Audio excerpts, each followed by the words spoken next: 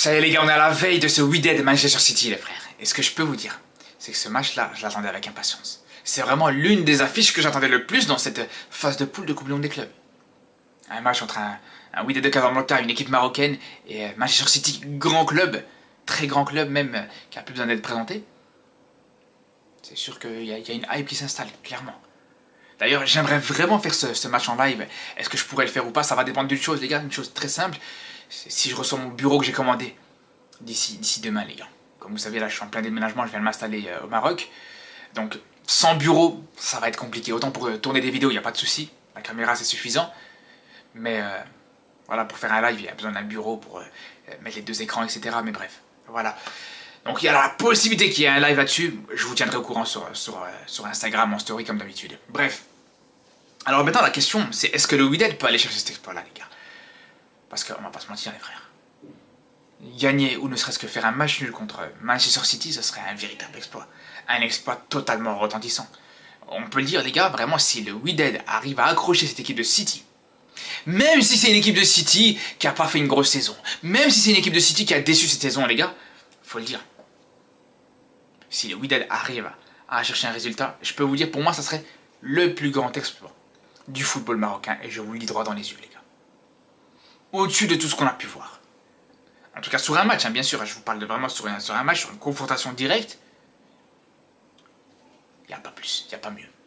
Parce qu'on peut dire ce qu'on veut. On peut parler de, bien sûr, Maroc-Espagne, Coupe du Monde 2022, Maroc-Portugal, Coupe du Monde 2022, Maroc-Portugal, Coupe du Monde 86. C'est des exploits énormes, bien sûr.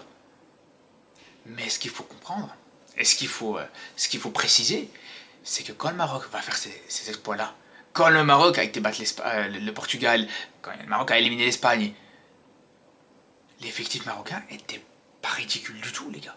Que ce soit en 2022 ou en 86, quand ils ont battu le Portugal 3-1, c'est des joueurs de qualité qui sont sur le terrain. Des joueurs qui sont vraiment très très intéressants. Alors peut-être qu'en face, le Portugal ou l'Espagne c'était mieux, c'était supérieur, bien sûr. Mais voilà, t'avais pas à rougir, tu pouvais la regarder droit dans les yeux en termes d'effectifs, etc. C'est ce qu'il faut préciser. Alors que là, pour ce qui est du Wydad, on va pas se mentir les frères, je le disais hier dans ma vidéo de pronostic pour cette Coupe du Monde des clubs, je vous le disais les gars, pour moi ce Wydad, c'est pas forcément le meilleur Wydad de l'histoire. C'est pas le meilleur club africain actuellement, c'est même pas le meilleur club marocain actuellement les gars. C'est un club qui a beaucoup de limites, qui a essayé de se renforcer avant cette Coupe du Monde des clubs, qui s'est renforcé un petit peu avec notamment l'arrivée de Noureddine Amrabat, un joueur emblématique dans le football marocain. Mais est-ce que c'est suffisant pour aller accrocher une équipe de Manchester City, les gars? Qui aujourd'hui, pour le coup, on peut dire, ouais, le Wydad s'est renforcé. Mais City aussi, c'est pas juste qu'ils se sont renforcés ce qu'ils ont fait. Là, vraiment, ils ont une équipe 2.0. Une équipe vraiment qui a un nouveau visage.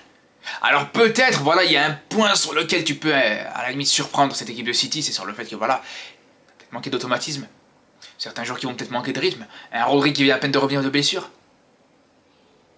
Globalement, la qualité elle est au-dessus, les frères. Vraiment, là, je vous le dis, pour moi, au-delà de ce match-là, au-delà de ce match contre le Wydad, pour moi, City peut aller chercher un résultat sur cette Coupe du Monde des clubs, peut aller chercher cette Coupe du Monde des clubs. Et pour moi, je vous le dis, City pourrait être la surprise, l'équipe qui sortirait un petit peu du lot, qui n'était pas forcément la plus attendue, contrairement au Bayern, au PSG, ou même au Real Madrid.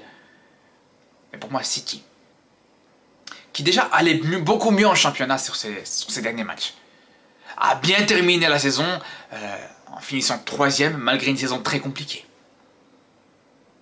Une équipe de City qui a récupéré un Rodri qui est revenu de blessure, quand même le ballon d'or actuel.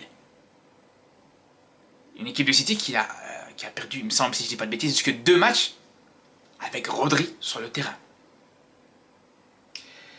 Et surtout qui s'est renforcé avec des joueurs de qualité. Marmouche qui est arrivé en hiver, ça on le sait. On peut parler aussi de Gene Reinders, le néerlandais qui est très bon, qui a un très bon milieu de terrain, qui a été pas mal du tout à l'Euro. On peut parler de Ait Nouri, qui non seulement pourra permettre à cette équipe de City de se renforcer sur le côté et d'avoir vraiment un bon latéral qui peut avoir un apport offensif intéressant, qui en plus de ça, défensivement peut faire les retours, qui peut avoir la vitesse, etc. Mais qui peut permettre surtout à Guardiola de se réaxer, de reprendre sa position dans l'axe et de renforcer l'axe de cette défense de City qui était différente sur une grande partie de cette saison, les gars.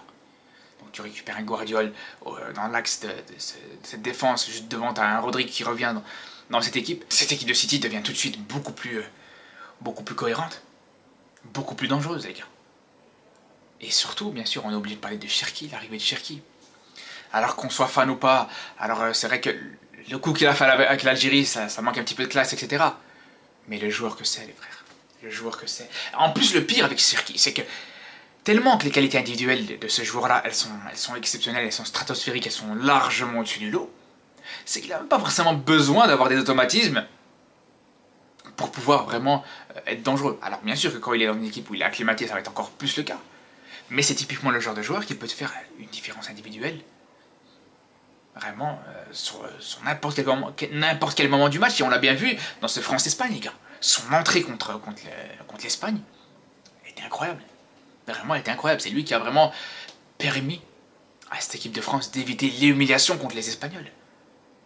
Son but exceptionnel, sa passe D, etc. Vraiment, c'est là où je vous dis, Cherki peut faire très mal au Wydad de Casablanca. Il ne faut pas oublier d'ailleurs contre l'Espagne, il venait d'arriver. Il commence à peine ses premières minutes en équipe de France A.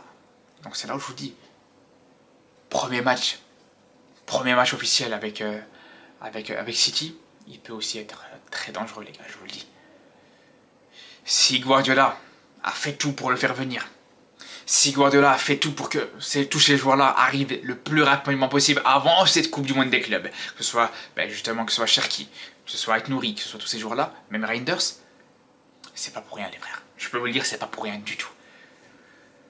Et le problème, c'est qu'encore une fois, voilà, si on revient du côté du Wydad, mais malheureusement, il y a de grosses limites. Si on regarde même la saison du Wydad de Casablanca, qui n'a pas forcément joué de compétition continentale cette saison, mais juste en championnat, c'était compliqué, les frères. Face à des équipes moyennes de Botola, de championnat marocain, on a vu des grosses limites de la part du Wydad de Casablanca. Après, il y a quand même une chose qui permet un petit peu d'être rassuré par rapport au Wydad, c'est que comme je vous dis déjà, il y a eu des renforts qui sont arrivés. Il y a eu un nouvel entraîneur qui est arrivé. Est-ce que c'est pas un petit peu trop tard, en sachant que tu as un entraîneur qui était là sur quasiment toute la saison, qui a fait un travail sur plusieurs mois et qui est parti il y a quelques semaines de cette Coupe du Monde des clubs, c'est pas forcément la meilleure chose. Mais voilà, c'est quelque chose qui peut permettre au moins de rendre ce Wydad moins prévisible déjà pour commencer.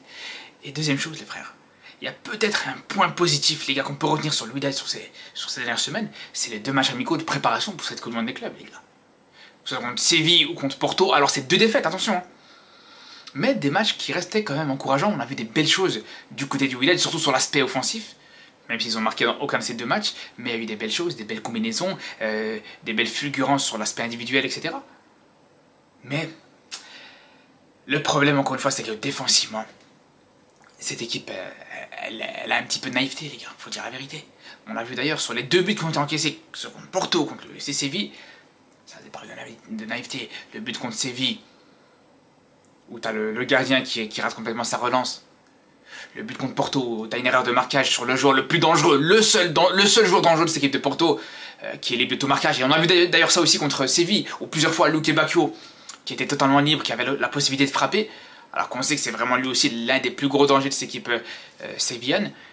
C'est là où ça pourrait poser problème côté Wydadi. Après, pour le reste, comme je vous dis, voilà. Le principal, les gars, pour moi, ce que j'attends dans ce match-là, contre Manchester City, c'est pas forcément une victoire, c'est pas forcément même ne serait-ce qu'un match nul, mais au moins, les gars, que le Wydad soit pas ridicule, que le Wydad soit pas totalement largué, que même si le Wydad perd, ça reste une défaite qui reste honorable et qui permette au Wydad de rester en lice pour le reste de la compétition, parce que ça va se jouer surtout contre la Juve à la limite, où là, à ce moment-là, t'auras fait le plus dur, t'auras affronté l'équipe la plus difficile. Donc c'est pour ça que l'enjeu là, non seulement au-delà de ne pas être ridicule, mais c'est surtout de ne pas prendre un gros score qui peut te faire partir avec un handicap sur le goal average, sur le reste de la compétition et le reste de cette phase de groupe, les frères. En tout cas, on a hâte de suivre ça. Dans tous les cas, comme je vous disais, est-ce que je vais faire un live sur ce match? Je sais pas encore, mais ce qui est sûr, c'est que normalement, il devrait y avoir un débrief de cette rencontre WAC Manchester City. Donc je vous dis à très bientôt, à demain, et surtout d'ici là, prenez soin de vous.